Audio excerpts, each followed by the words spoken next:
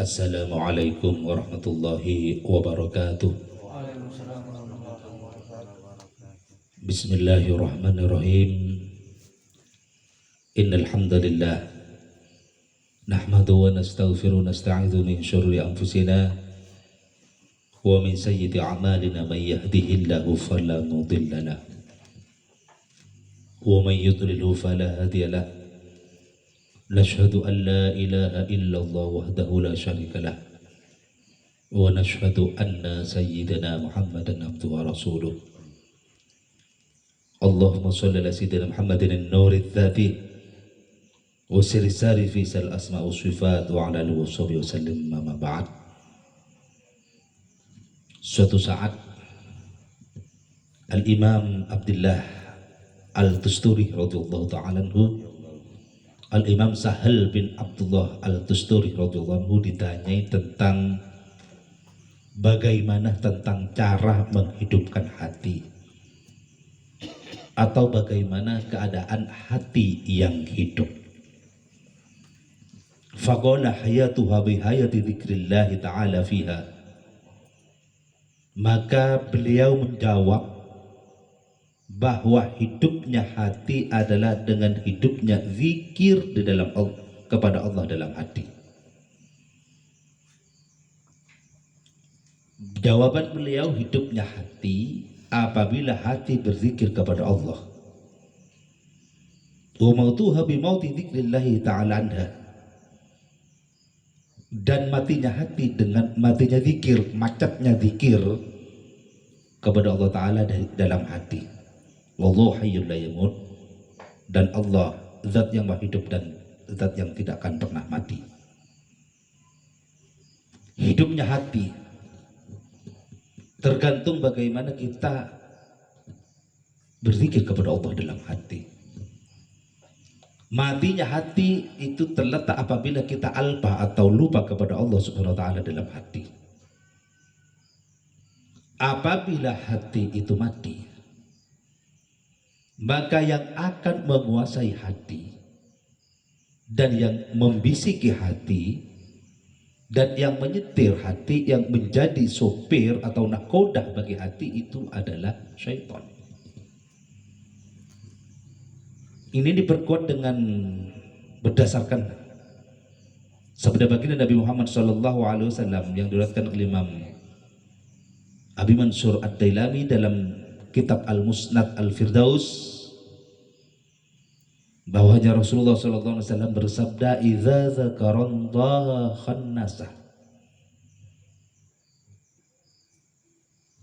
Al-qalbu idza dzakarallaha khannasa. Hati itu apabila berzikir kepada Allah, khannasa syaitan. Inna syaitana, bunyi hadisnya begini, inna syaitana, sesungguhnya syaitan, wa khurtumahu qalbi ibnu Adam. Sesungguhnya syaitan meletakkan mulutnya kepada setiap hatinya anak Adam. Idza dzakarallah, apabila hati tersebut, anak Adam tersebut berzikir kepada Allah, khannasa, syaitan itu mundur. Wa idza dzakarallah iltaqama minhu, apabila lupa kepada Allah maka akan menyantap syaitan tersebut kepada hati, yakni hati dikuasai, disetir, dibisiki, sehingga hal ehwal tanduk-tanduknya orang tersebut berdasarkan bisikan syaitan. Ini yang dinamakan dengan waswas atau godaan. Ini yang dinamakan dengan godaan syaitan dalam hati. Oleh karena itu, maka kita diajarkan lewat thariqah ini bagaimana hati selalu berzikir kepada Allah, hati ini selalu menyambung kepada Allah, menyebut asmanya Allah Subhanahu wa taala. Wa qala aidan Syekh Sahal bin Abdullah Al-Tusturi radhiyallahu anhu, dan berkata lagi Syekh Sahal bin Abdullah Al-Tusturi radhiyallahu anhu, ma'arafu maksiatan, aku tidak pernah mengenal maksiat, hiya asyaddu min syarri rabbi azza wa jalla, daripada maksiat yang lebih parah daripada lupanya seorang hamba kepada Allah azza wa jalla. Menurut Imam Sahal bin Abdullah Al-Tusturi, aku tidak pernah menemukan maksiat yang lebih parah daripada al-fajr hati, lupanya hati kepada Allah Subhanahu wa taala. Memang letaknya seluruh maksiat, seluruh perbuatan durhaka kepada Allah ini dimulai, pokoknya atau dasarnya ini dimulai daripada lupanya hati kepada Allah. Sehingga apabila hati lupa kepada Allah, yang mendominasi, yang menang atas hati tersebut, yang menguasai adalah syaitan, yang menguasai adalah syahwat. Syahwat bekerja sama, berserikat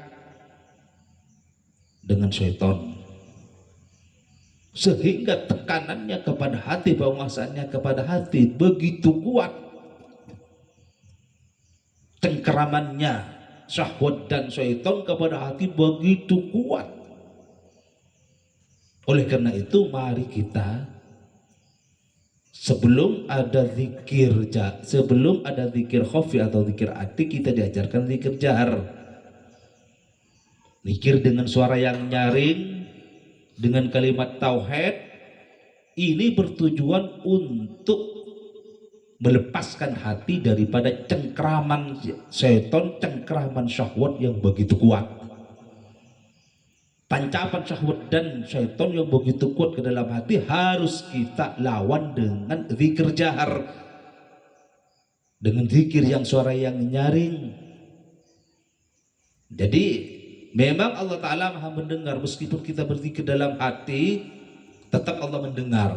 Akan tetapi fungsi atau tujuan daripada sebagian zikir jahar adalah untuk melepaskan cengkraman syahwat dan syaitan yang begitu kuat di dalam hati. Oleh karena itu harus dilawan dengan zikir yang kuat, zikir yang keras. Karena kerasnya hati akibat kerasnya cengkramannya syaitan dan syahwat. Apabila kita berzikir dengan suara yang keras, dengan ikhlas lillahi ta'ala, maka dengan izin Allah, biiznillah wa biquwatillah, cengkraman itu akan lepas. Kolonialisasi syahwat dan syaitan terhadap hati akan lepas, sehingga hati merdeka dari syahwat dan syaitan, sehingga hati sangat mudah untuk berzikir dengan langgeng kepada Allah Subhanahu wa taala, sehingga orang tersebut lepas daripada cengkraman bisikan syaitan dan syahwat, yang sejatinya ini adalah kemerdekaan yang hakiki, kemerdekaan yang sejati, yaitu apabila seorang hamba merdeka dari syahwatnya, merdeka dari syaitannya. Wa qala aidan Syekh Sahal bin Abdullah Al-Tusturi radhiyallahu anhu, dan berkata lagi Sahal bin Abdullah Al-Tusturi radhiyallahu anhu, al-anfasu ma'dudatun. Nah, adapun nafas-nafas itu dihitung-hitung.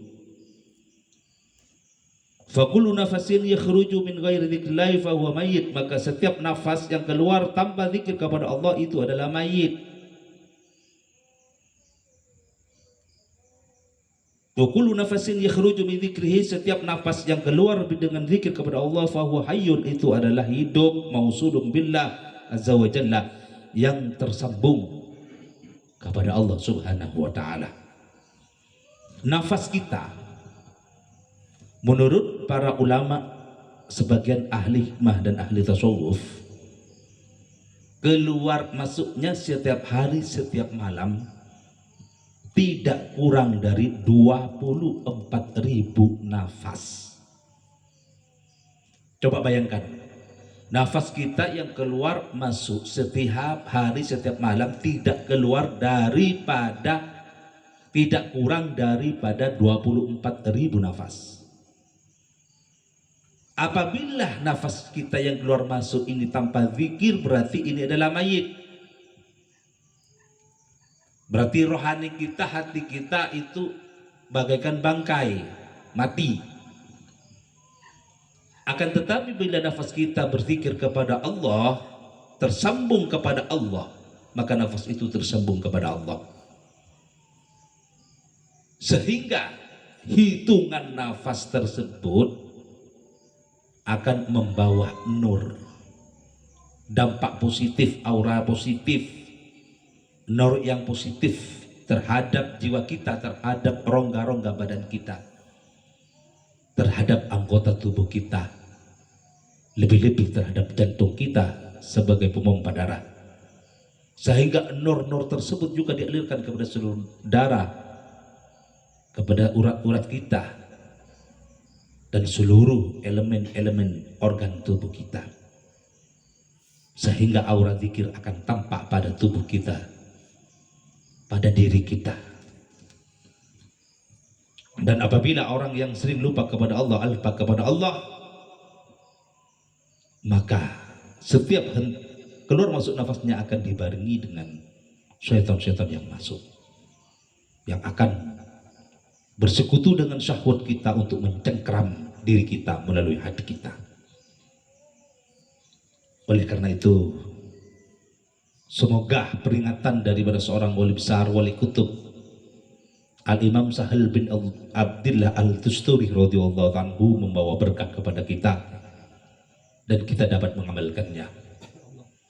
Beliau seorang wali Allah yang dalam biografinya semenjak umur 7 tahun, bahkan ada suatu riwayat semenjak umur 5 tahun sudah membiasakan puasa arba'iniyah. Apa yang dimaksud dengan puasa arba'iniyah?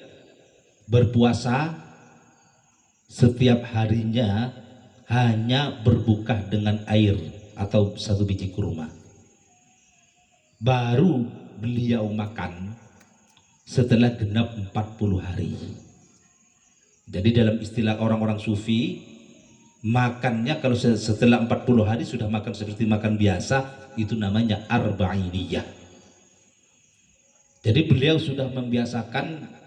Ada riwayat yang mengatakan semenjak umur 5 tahun, ada riwayat yang mengatakan semenjak umur 7 tahun sudah puasa arba'iniyah. Sehingga sebelum mencapai baligh, dia sudah mencapai tingkatan musyahadah dan sadar kepada Allah Subhanahu wa taala, dan menjadi seorang ulamanya Allah, walinya Allah. Dialah dan beliaulah Sahal bin Abdullah Al-Tusturi radhiyallahu anhu. Semoga kita dapat barokahnya dan manfaatnya dan kita begitu bisa mengikuti nasihat-nasihatnya. Amin Allahumma amin. Wa akhiran Allah tafridayul inayah wa min Rasulillah sallallahu alaihi wasallam syafa'an wal barakah. Wassalamu alaikum warahmatullahi wabarakatuh.